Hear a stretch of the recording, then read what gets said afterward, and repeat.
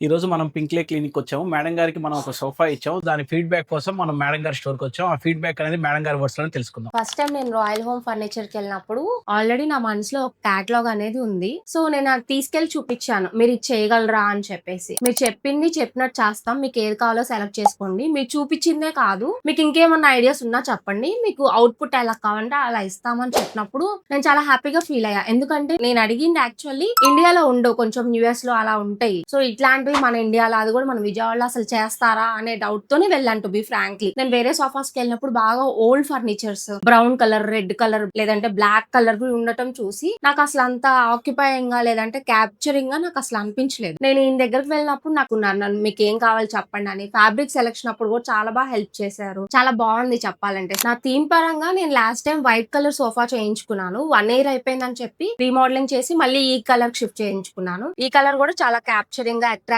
గా ఇచ్చారు. చాలా బాగా చేశారు. విన్నారు కదండీ మేడం గారి మాటల్లో. మనం ఎలాంటి కంట్రీలో ఉన్న మోడల్స్ అయినా కానీ మనం చేయగలం. యూఎస్ కానీ, యూకే కానీ ఎలాంటి మోడల్ అయినా పర్వాలేదు. మీరు ఫోటో షేర్ చేస్తే అది సేమ్ మనం చేయటం అనేది మన royal home furniture speciality. Thank you so much.